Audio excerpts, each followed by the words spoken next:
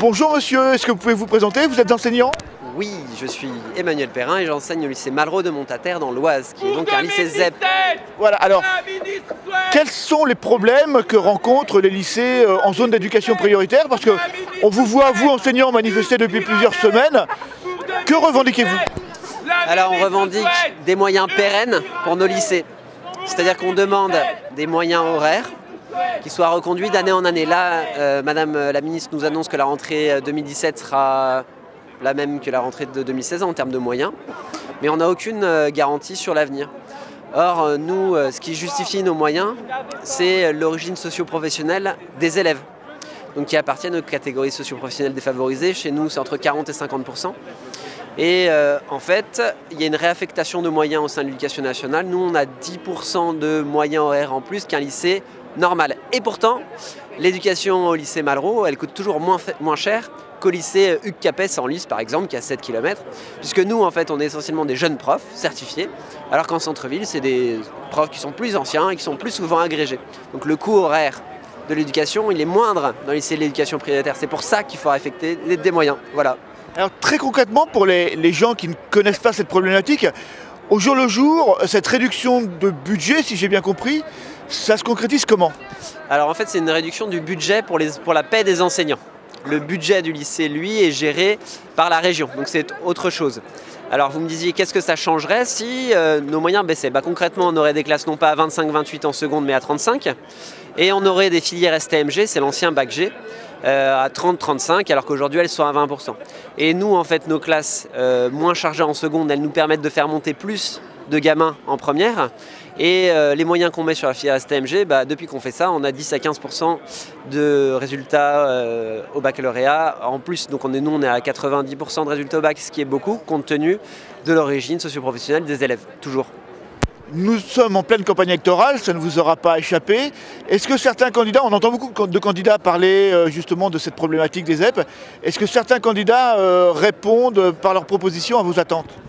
Alors aucun par leur proposition. Après, certains des candidats, oui, effectivement, ont été saisis de cette question. Après, aucune n'ont apporté aucune réponse.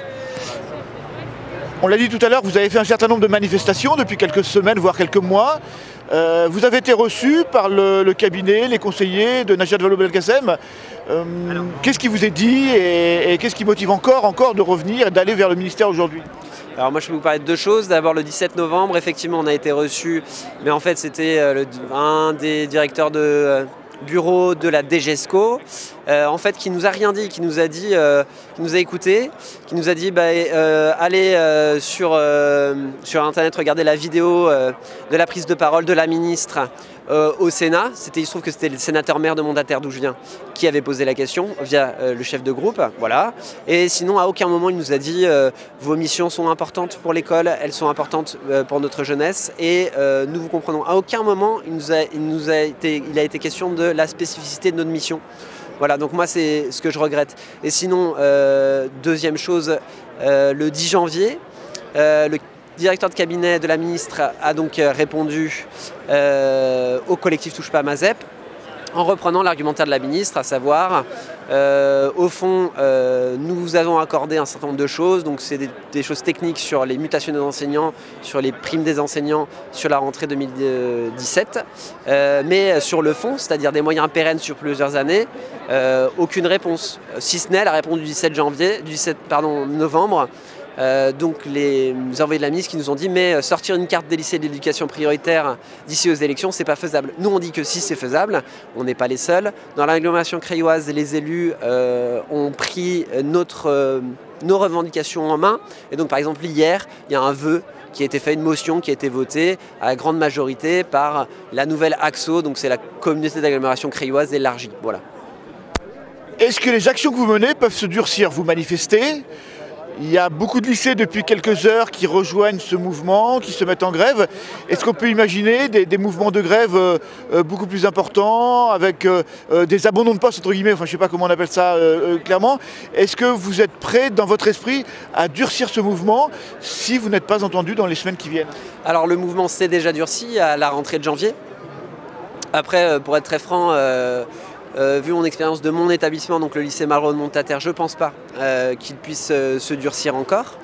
Après oui, il y a toujours la question de la suite du mouvement. Après donc aujourd'hui, jeudi 19 janvier, il y a une AG qui a eu lieu, les membres qui ont participé à cette AG vont arriver. Peut-être qu'il va y avoir des propositions. Mais bon, oui, est-ce que vous savez comment ça se passe? Tant que les gens manifestent, ça va, et les gouvernements en général, les politiques laissent faire, hein, jusqu'à épuisement du mouvement. C'est en général comme ça que ça se passe. Oui, après, il est clair que, comment dire, on préserve des possibilités pour l'avenir. C'est-à-dire que là, ce qui s'est soudé au cours des derniers mois, c'est c'est une problématique spécifique sur des lycées spécifiques. La dynamique qui est créée, si elle vient comment dire, à décroître, à s'estomper, s'il n'y a plus de dynamique après ce 19 janvier, de toute façon, à la rentrée prochaine, ça reprendra d'une manière ou d'une autre. Et si ce n'est pas la rentrée prochaine, lors de la prochaine réforme du lycée, puisque de toute façon, le nouveau ministre de l'Éducation nationale, après mai-juin 2017, aura de toute façon la réforme du lycée, j'entends bien de la totalité des lycées, sur la table, puisque nous, les lycées ont été réformés par Darcos, ça fait 8-9 ans, et une réforme, ça fait 8-9 ans. Donc de toute façon, il y aura une réforme dans les 2 ans à venir. Belkacem le fait. Démantèlement des aides, Sarkozy l'avait rêvé. Belkacem le fait.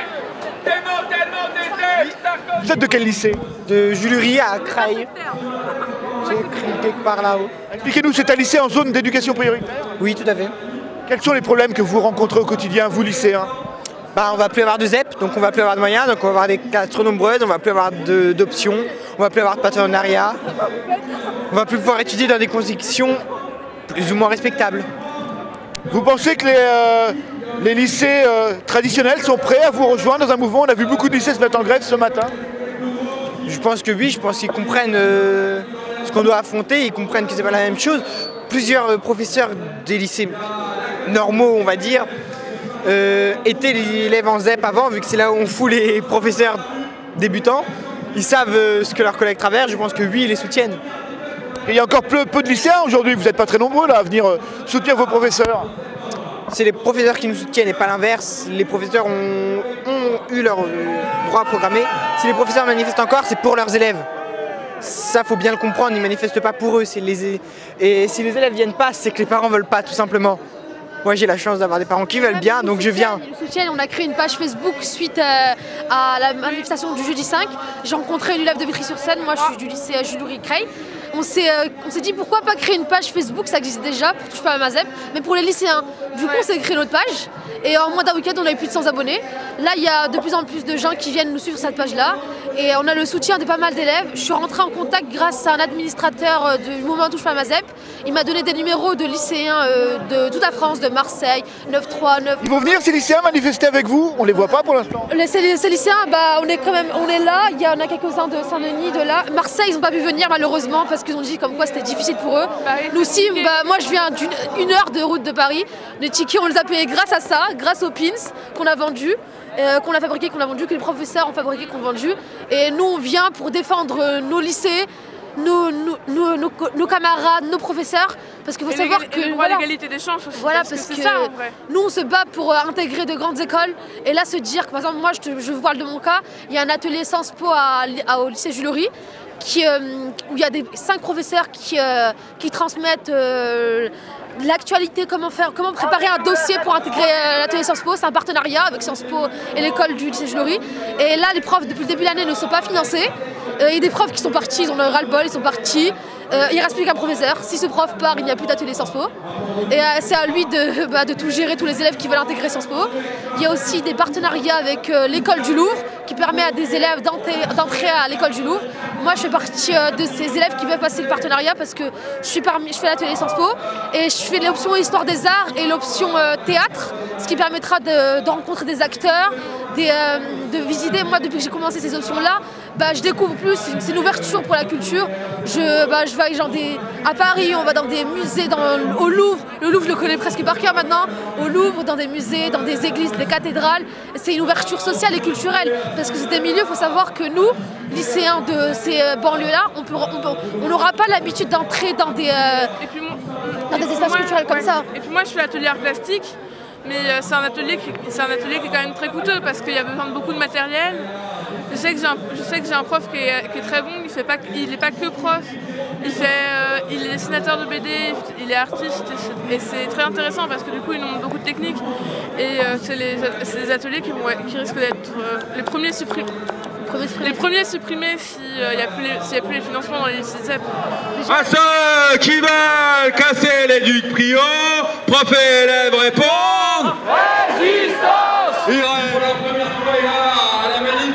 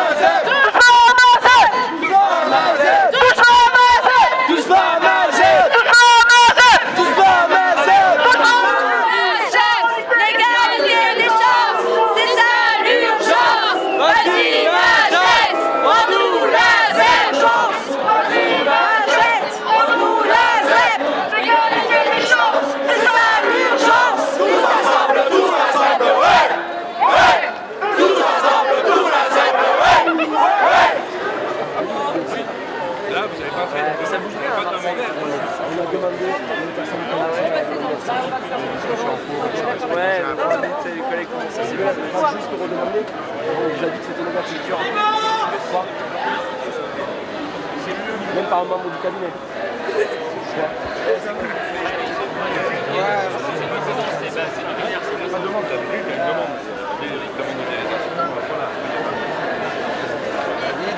Alors, bonsoir.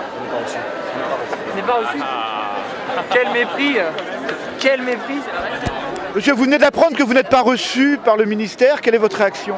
Bah écoutez, quand on nous appelle l'honneur de la nation et que on a soi-disant répondu à notre demande sans jamais aucune audience avec la ministre, on a quand même un étonnement et une grosse déception en fait. Parce que c'est à un moment où l'éducation est un peu la seule chose qui peut rester de ce quinquennat, on montre vraiment que l'éducation ça n'a pas du tout marché et que nous pour l'éducation prioritaire on demande des moyens et là qu'en permanence on refuse de nous accepter et de nous écouter, donc il y a un mépris total de la part du gouvernement et de la ministre en fait. Votre mobilisation n'est pas très forte, il y a quelques centaines de personnes dans les rues.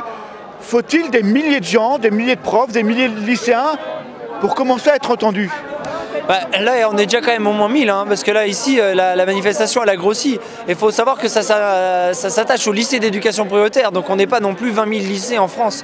Et c'est là où c'est important à comprendre que là, pour moi, la mobilisation, elle est forte. Et c'est là, on est au moment où c'est le plus fort, justement.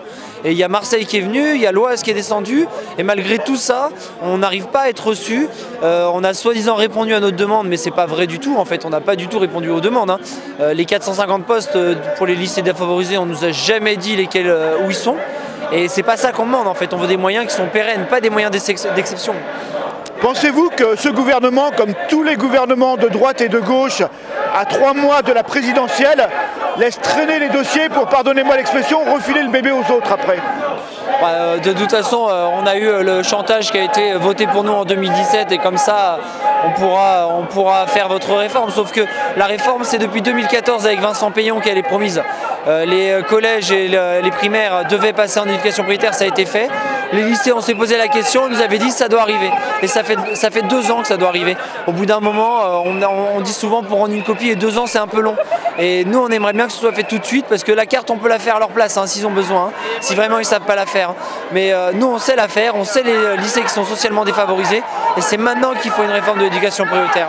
Là, nos dotations, elles ont déjà baissé, et on est en train d'abandonner les élèves des banlieues, en fait, tout simplement. Quelle doit être l'évolution de votre mouvement? Une manifestation tous les mois, visiblement, ça ne sert pas à grand-chose. Est-ce que vous allez monter en pression? Là, en fait, une manifestation tous les mois, on est quand même, faut le dire, hein, on a fait une semaine, voire à Marseille, ils sont reconductibles depuis 10 jours. Hein. Donc c'est pas une manifestation tous les mois, on a vraiment suivi le mouvement. Maintenant, il faut savoir que pour les élèves aussi, c'est difficile de faire 3 semaines de reconductible parce qu'on perd des cours. On perd des cours et nos élèves, on veut quand même les emmener pour le bac.